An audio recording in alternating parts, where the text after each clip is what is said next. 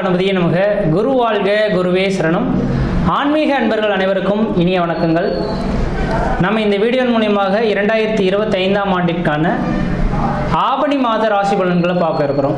குறிப்பாக இந்த வீடியோவானது பார்த்தீங்க அப்படின்னாக்கா மேஷராசி அன்பர்களுக்கான வீடியோ.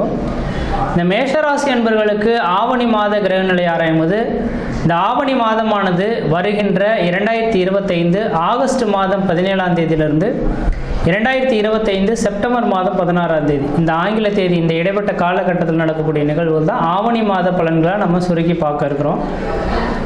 இதுக்கு முன்பாக பார்த்தோம் அப்படின்னாக்கா கடந்த ஒரு 2 மாத காலகட்டங்கள் உலகத்துக்கே ஒரு போதாத ஒரு நேர காலகட்டம் தான் சொல்லணுன்ற விதிங்க.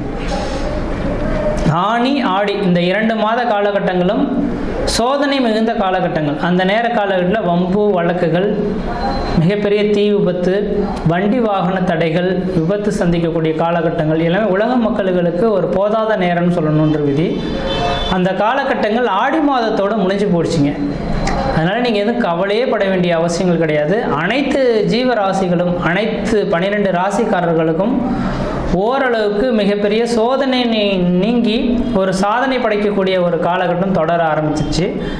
எப்போதுமே ஆடி மாதம் ஆடி மாதம் முடிந்தாலே ஆவணியிலிருந்து ஒரு வளர்ச்சிக்கான காலகட்டங்கள், உத்தராயண புண்ணிய காலகட்டம் தொடங்கக்கூடிய ஒரு காலகட்டம்னு சொல்லுவாங்க.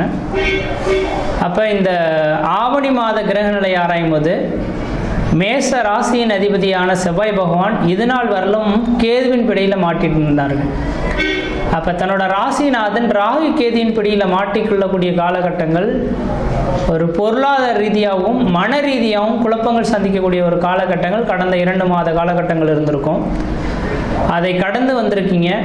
இந்த ஆவணி மாத கிரக நிலையில், அதாவது ஆகஸ்ட் 17ஆம் தேதியிலிருந்து செப்டம்பர் 16 தேதி காலகட்டத்தில் உங்களோட ராசிநாதன் எங்கே உட்கார்ந்துருக்காரோ அது சார்ந்த விஷயங்களில் வளர்ச்சியடைய போறீங்கன்ற விதி. அப்போ தன்னோட ராசிநாதன் சொல்லக்கூடிய செவ்வாய் பகவான் ராசிக்கு 6ஆம் இடமான கன்னி வீட்டில் உட்கார்ந்துருக்கார். இந்த 6ஆம் இடம் ருணம், ரோகம், சத்ரு, எதிரி, பகை, கடன் சொல்லக்கூடிய இடம் என்றாலும் கூட 6ஆம் இடம் ஒரு மனிதனுக்கு வாழ்வாதாரத்தை கொடுக்கக்கூடிய இடம், தொழிலை நிர்ணயிக்கக்கூடிய இடம் அப்படின்ற விதிங்க. இது எதுக்காக சொல்ல விரும்புகிறேன் அப்படின்னாக்கா, ஒரு மனிதனுக்கு நிரந்தரமானது தொழில் அமைப்பு. அந்த தொழில் அமைப்பு உயர்ந்தால் மட்டும்தான் அந்த மனிதனுக்கு இந்த உலகத்திலே மதிப்பு மரியாதைகள் உண்டு.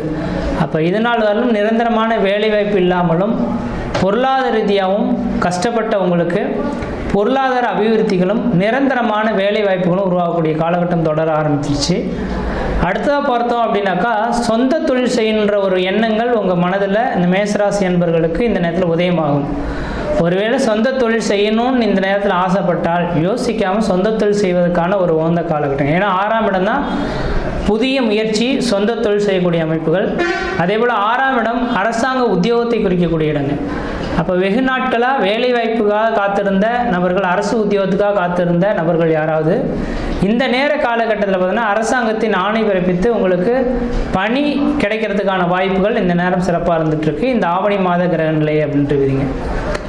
அதே வேளையில் பார்த்தோம் அப்படின்னாக்கா, உங்களோட ராசிக்கு 5ஆம் அதிபதி 5ஆம் இடத்திலேயே ஆட்சி பலம் பெற்று உட்கார்ந்திருக்கார். ஒரு ஜாதகத்தில் 5, 9ஆம் இடத்தோன் சுபன் எவனாயினும் மிஞ்சும் சுபபலன் செய்வான் அப்படின்னு விதிங்க. அப்போ 5ஆம் அதிபதி ஆட்சி பலம் சேரக்கூடிய காலகட்டத்தில் இந்த மாதத்தில் உங்களோட குலதெய்வ அருள் உங்களுக்கு கிடைக்கக்கூடிய ஒரு மாதமாக இருக்கும்.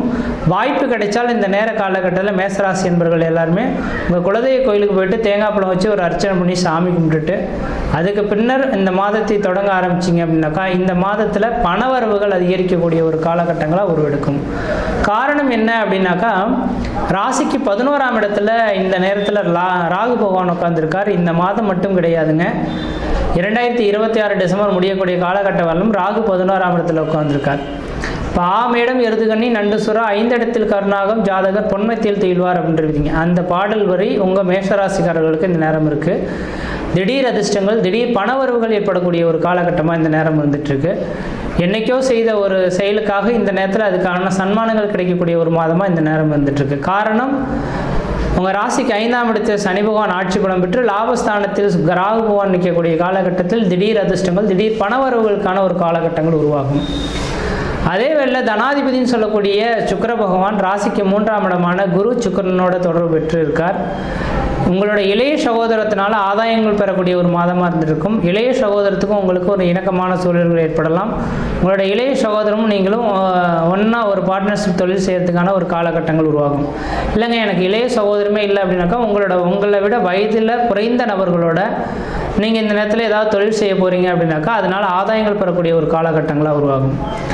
அப்போ இந்த சுக்கிர பகவானின் அமைப்புகளானது உங்கள் ராசிக்கு 9ஆம் இடத்தை பார்க்கறதுனால பாக்கியஸ்தானங்கள் வலுபெறுது, தந்தை வழி உறவுகள் வலுபெறக்கூடிய ஒரு காலகட்டமாக இந்த மாதம் இருந்துட்டுருக்குன்றீங்க. அடுத்ததாக பார்த்தோம் அப்படின்னாக்கா இதில் இந்த மேசராசி என்பவர்களுக்கு முதல் தரமான யோகாதிபதி யாருன்னாக்கா குரு பகவான்.